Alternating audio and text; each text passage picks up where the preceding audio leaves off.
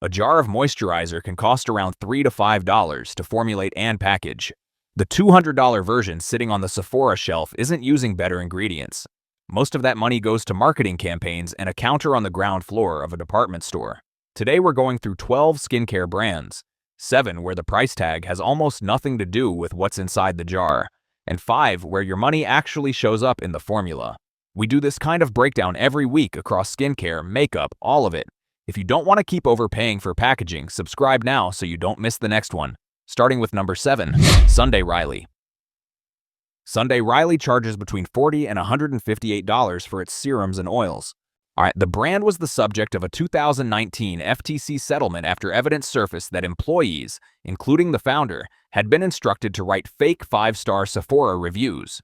The internal emails laying out the practice were attached to the FTC complaint. The actives in Sunday Riley products, like glycolic acid in Good Genes or retinoid esters in Luna, are real and effective. Those same actives are available at the same or higher concentrations from The Ordinary, Naturium, or Geek and Gorgeous for 1/5 to 1/10 of the price. The brand is built on aspirational packaging and influencer placement, not formulation that you can't get somewhere cheaper. Number 6, Rhode. Rhode launched in June 2022, founded by Hailey Bieber. Within 3 years, ELF Beauty acquired the brand for up to $1 billion in May 2025. The hero product, used the peptide lip treatment, sells for around $20 for a small tube. The formula uses shea butter, peptides, and standard lip emollients. Comparable formulations from Burt's Bees or Vaseline's lip care line retail for $4 to $7. The Rhode Glaze isn't a bad product. The price reflects the celebrity backing and the cultural moment around Bieber's glazed donut skin branding. Once that moment passes, you're holding a tinted lip balm with a markup driven by personal brand equity, not formulation work that costs anything close to the difference. Number 5, SK-II. SK-II sells its facial treatment essence for about $190 for 75 milliliters. The brand is owned by Procter & Gamble, the same parent as Pantene, Olay, and Old Spice. The main pitch is Pitera, a fermented yeast filtrate produced through their proprietary process. Pitera does have some research behind it for skin barrier benefits. The pricing relative to what it actually does is the issue. P&G's own Olay brand uses similar fermented ingredients in products that sell for under $30. Same parent company, same supply chain access, very different price tag. The premium isn't going to a different lab. It's going to the marketing budget that flies celebrities to Tokyo for campaign shoots. Number 4, Tatcha. Tatcha leaned hard into geisha-inspired Japanese ritual marketing. The dewy skin cream sells for around $72 for 1.7 ounces. In June 2019, Unilever acquired Tatcha for a reported $500 million. Unilever is the same parent behind Dove, Vaseline, and Pond's. Wow, and shares manufacturing infrastructure across that entire portfolio. The Tatcha hero ingredient, called Hadase 3, is a blend of green tea, rice, and algae extracts. Those are pleasant ingredients with some mild antioxidant value. They're also among the cheapest functional ingredients available in cosmetic formulation.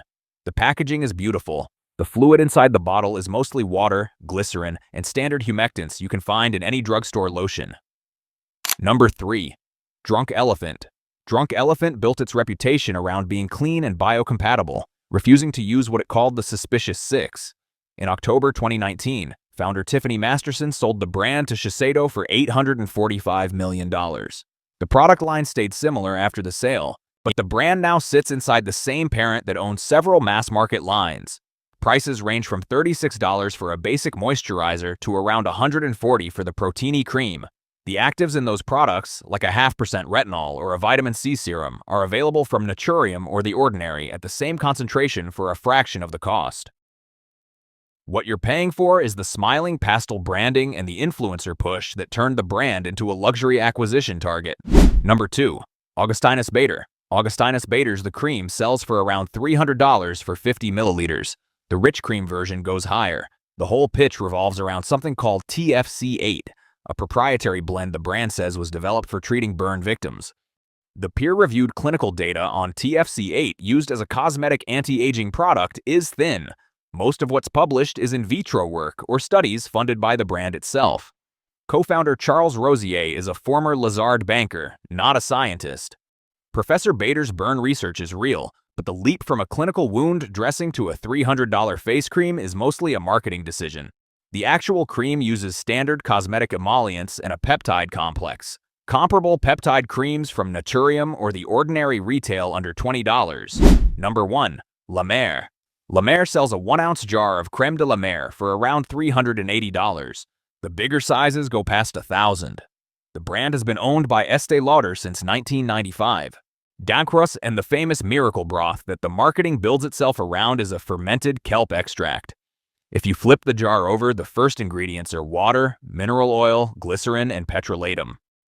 Those are the same base ingredients you'll find in an $8 tub of Aquaphor. The origin story is real. Dr. Max Huber, an aerospace engineer, spent years tinkering with the formula after a lab accident. Estee Lauder bought the brand decades after his death and turned that story into a billion-dollar engine. Kelp ferment isn't a bad ingredient. It just doesn't justify a markup of 50 times what's actually in the jar. That's 7 brands charging you for their marketing budget, their celebrity deals, or their parent company's overhead. None of them are charging you for a formula you can't find cheaper somewhere else. If this kind of breakdown is what you came here for, the channel goes deep on this stuff every week. New brands, ingredient comparisons, what's actually inside your products versus what the marketing claims. Hit subscribe so the next one lands in your feed. Now, 5 brands where the price is actually connected to what's inside the bottle. Starting at number 5, Naturium. Naturium launched in 2020 and sold to ELF Beauty in 2023 for $355 million. The price tag stayed the same after the sale. A 1.7-ounce jar of the Plant Ceramide Rich Moisture Cream is around $20. The niacinamide serum runs about $14. The brand publishes percentage concentrations of active ingredients on the product page. So before you buy, you can see that the niacinamide is at 12%, or that the BHA is at 2%. That kind of disclosure is rare in this price bracket. Formulations were developed with cosmetic chemist Susan Yara, who built her reputation reviewing skincare on YouTube before launching the line. Naturium isn't perfect.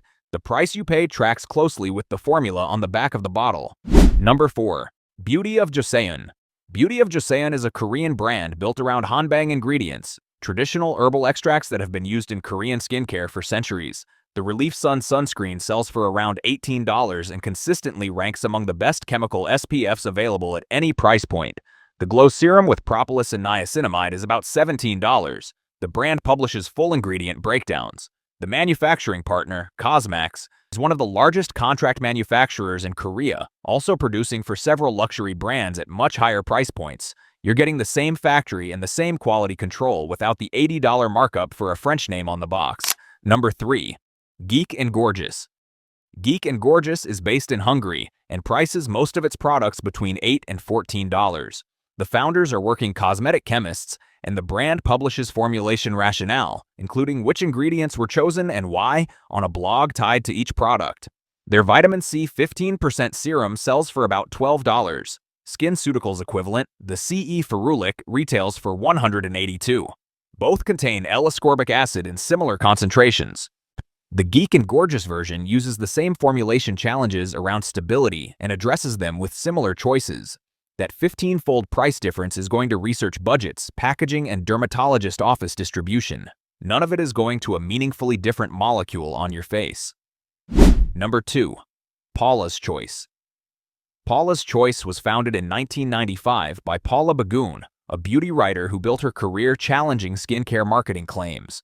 The brand still maintains the Beautypedia ingredient database, which reviews competitor products against the published evidence. The hero product, the 2% BHA liquid exfoliant, sells for $34 and has been considered the gold standard salicylic acid product for over 2 decades. Every product page lists the full ingredient breakdown, the percentages of key actives, buying and links to the research behind each ingredient choice. In 2021, Paula's Choice was acquired by Unilever, which raised some concerns about whether the formulations would change. 4 years later, they've stayed consistent and the transparency policy is intact. The price is fair because the brand publishes exactly what you're getting. Number 1. The Ordinary. The Ordinary launched in 2016 under parent company Dacium and rewrote the pricing rules of the entire segment. A bottle of niacinamide 10% with zinc sells for around $6. A 30-milliliter bottle of Granactive retinoid 2% in squalane is about $13. A complete hyaluronic acid serum is $9. Estee Lauder took an initial stake in Dacium in 2017 and acquired the company outright in 2021, but the pricing structure has held. The argument from launch was that most skincare formulations are simple chemistry and the rest of the price is marketing infrastructure. By cutting out department store distribution, advertising spend, and luxury packaging, the same active ingredients can land at 1/10 the price of the legacy brands. The Ordinary doesn't claim its products are better than a $200 cream. It claims that the $200 cream isn't doing anything a $6 product can't do. After almost a decade on the market, that claim has held up under scrutiny. Across all these brands, the same pattern keeps showing up. Skincare price doesn't track with formulation quality. It tracks with how much marketing infrastructure sits between you and the lab where the product was actually made.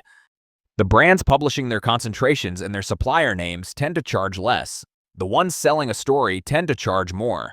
Flip the bottle over and read the back. The first 5 ingredients usually tell you whether you're paying for skincare or for a campaign. If you want this kind of breakdown going into the next category, makeup, hair care, supplements, all of it, hit subscribe. New video every week. See you in the next one.